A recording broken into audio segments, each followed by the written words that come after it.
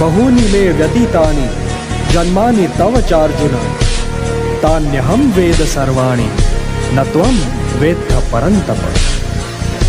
हाँ पार्थ, मेरे और तुम्हारे बहुत से जन्म हो चुके हैं।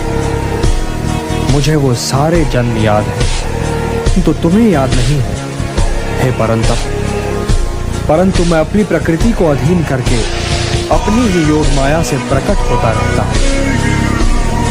यदा यदा हि धर्मस्य ग्लानिर्भवति भारत, अभ्युत्थानधर्मस्य तदात्मानं सृजाम्यहम्।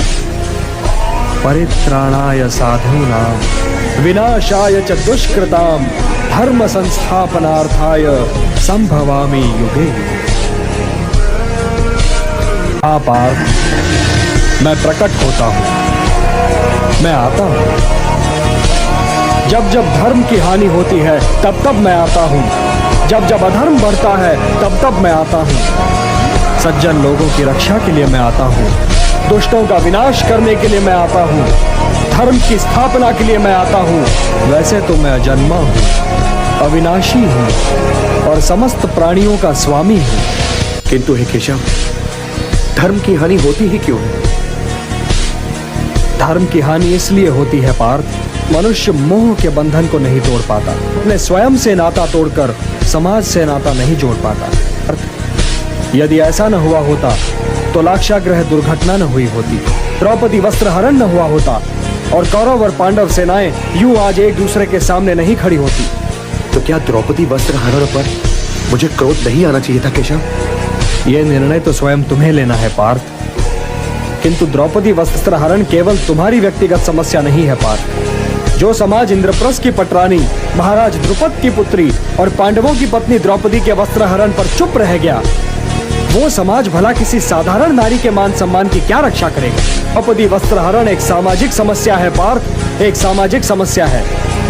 और यह तुम्हारा कर्तव्य है कि तुम उन शक्तियों को नष्ट करने के लिए युद्ध करो जो किसी द्रौपदी का वस्त्रहरण कर सकती हैं। ये शक्तियां समाज की शत्रु हैं पार्थ, और जो महापुरुष इस युद्ध में उन शक्तियों के पक्ष में हैं, उनके पक्ष में युद्ध करने आए हैं, उनसे युद्ध करने में भी संकोच न करो।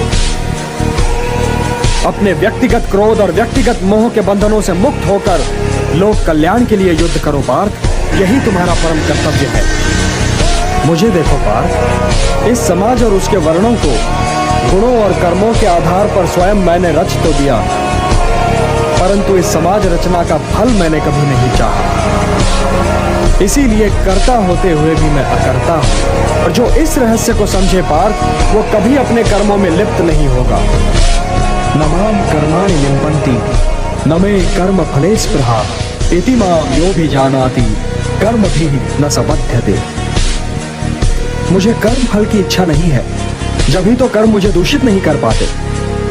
तुम भी निष्काम कर्म करो पार्थ, और अपने कर्म पर अपने निहित स्वार्थ की छाया न पड़ने दो। हे भारत, कर्म, अकर्म और विकर्म के अंतर को समझो। और कर्म और विकर्म में क्या अंतर है केशव? कर्म तो कर्म है ही, किंतु जो कर्म कर्म फल की आशा से मुक्त होकर किया जाए वो अकर्म है, और जो कर्म व्यक्ति और समाज के हित में न हो वो विकर्म है, निषिद्ध है।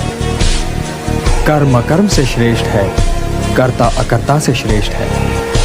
और हे पार्थ, जो अकर्ता है, जो कर्म फल की इच्छा से मुक्त है, वही ज्ञानी है, वही बुद्धिमान है और वही कर्मयोगी है।